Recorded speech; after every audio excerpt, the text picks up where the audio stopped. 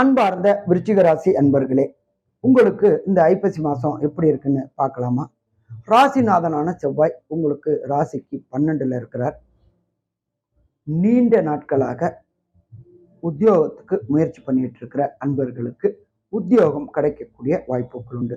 சாமி, நான் படித்த படிப்புக்கு எந்த வேலையுமே கிடைக்கலையே அப்படின்னு ஏங்கிட்டு இருக்கிறவங்களுக்கு படித்த படிப்புக்கு உண்டான வேலை கிடைக்கக்கூடிய வாய்ப்புகள் உண்டு.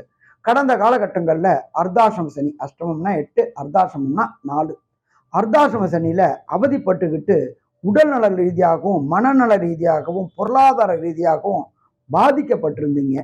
குருவுடைய பார்வையும் இல்லாமல் இருந்துச்சு.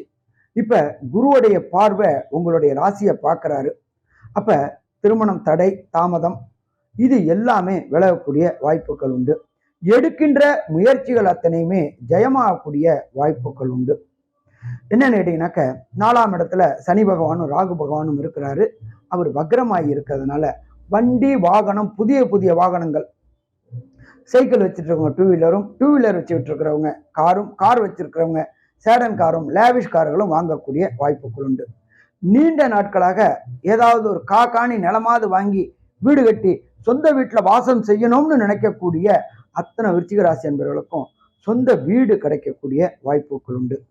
தொழிலில் முடக்கமும் சுணக்கமும் இருந்தவங்களுக்கு இறைவனுடைய முயற்சியினாலும் தனக்காரனான குருவுடைய பார்வையினாலும் வெற்றி கிடைக்கக்கூடிய வாய்ப்புகள் உண்டு.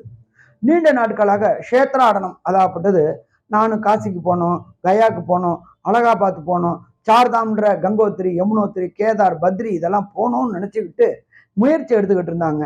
அந்த முயற்சிகள் எதுவுமே கிடைக்கல. ஆனால் குருவுடைய பார்வை உங்களுடைய ராசியில் கிடைக்கிறதுனால நீங்கள் வெளியூர், வெளிமாநிலம், வெளிநாடு போகக்கூடிய வாய்ப்புகள் உண்டு. கஷேத்ராடனம் போகக்கூடிய வாய்ப்புகள் உண்டு. குலதெய்வ வழிபாடு செய்யணும்னு முயற்சி எடுத்தவங்களுக்கு கடந்த காலகட்டங்களில் ஏற்பட்டிருந்த தடங்களும் தாமதங்களும் விலகி குலதெய்வ வழிபாடும் செய்யக்கூடிய வாய்ப்புகள் உண்டு. ஸோ மொத்தத்தில் பார்த்தோம் அப்படின்னாக்க விருச்சிக ராசி என்பவர்களுக்கு இந்த ஐப்பசி மாதம் சூரியனை கண்டு எப்படி பனி விலகுதோ அதே மாதிரி உங்களை கண்டு எல்லா கஷ்டமும் விலகும்.